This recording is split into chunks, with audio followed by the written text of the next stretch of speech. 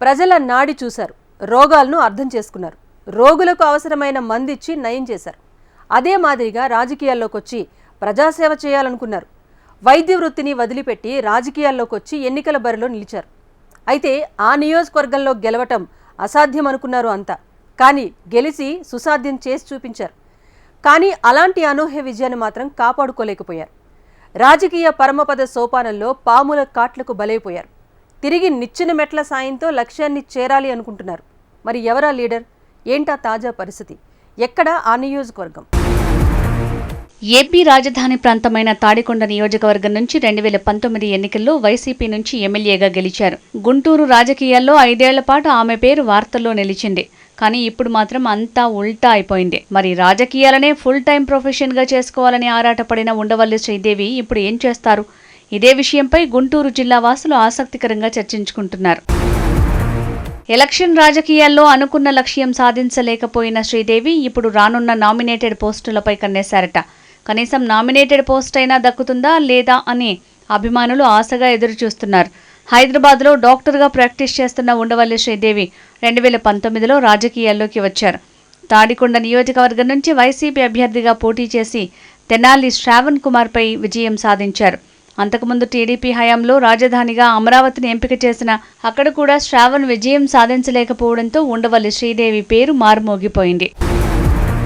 ఇక వైసీపీలో ఎమ్మెల్యేగా గెలిచిన దగ్గర నుంచి పార్టీలో గానీ ప్రజల్లో గానీ పట్టు సాధించలేకపోయారు. మొదటి నుంచి అప్పటి బాపట్ల ఎంపీ నందిగం సురేష్తో శ్రీదేవికి విభేదాలున్నాయి. దీంతో పార్టీలో అంతర్గత పోరు ఎదుర్కొన్నారు. అదే సమయంలో పేకాట క్లబ్లు నిర్వహిస్తున్నారంటూ ఆమెపై పెద్ద ఎత్తున ప్రత్యర్థులు ప్రచారం చేశారు. దీనిపై కలత చెందిన శ్రీదేవి ప్రత్యర్థులపై తీవ్రస్థాయిలోనే విరుచుకుపడ్డారు.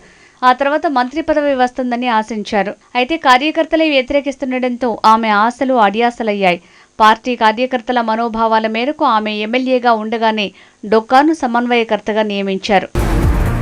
శ్రీదేవికి ఎదురైన పరిణామాల కారణంగా వైసీపీలోనే తీవ్రమైన పోరాటం చేయాల్సి వచ్చింది. అయినప్పటికీ ఆమెను పార్టీ అధిష్టానం విశ్వసించలేదు. ఈ క్రమంలోనే వచ్చిన ఎమ్మెల్సీ ఎన్నికలను పావుగా వాడుకుని టీడీపీ అభ్యర్థికి ఓటేశారు శ్రీదేవి. దీంతో వైసీపీ నుంచి బహిష్కరణకు గురయ్యారు. ఆ తర్వాత టీడీపీలో చేరిన ఆమె గత ఎన్నికల్లో టికెట్ ఆశించారు. బాపట్ల ఎంపీ టికెట్ వస్తుందని ఆశించారు. పరిస్థితులు తారుమారవటంతో ఆమెకు గత ఎన్నికల్లో పోటీ చేసే అవకాశం రాలేదు. దీంతో ఆమె రాజకీయాలకు దూరంగా ఉన్నారు. ఇక కూటమి ప్రభుత్వం కొలువుదీరాక కూడా ఆమెకు ప్రాధాన్యత దక్కలేదు. దీంతో మరింతగా మనస్తాపం చెందారట. అయితే ఇప్పుడు ఏపీలో చంద్రబాబు సర్కార్ నామినేటెడ్ పదవులు కేటాయిస్తూ ఉండటంతో ఇప్పుడైనా తనకు ఓ ఛాన్స్ వస్తుందని ఆశిస్తున్నారట.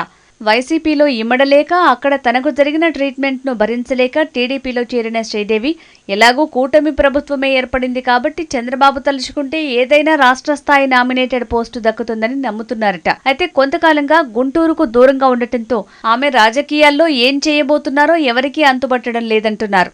మరి శ్రీదేవి సిన్సియారిటీని గానీ ఆమెకు ఎదురైన పరిస్థితిని గానీ చంద్రబాబు నాయుడు పెద్ద మనసుతో అర్థం చేసుకుంటారా? శ్రీదేవి పదవీ ముచ్చట తీరుస్తారా? వేచి చూద్దాం.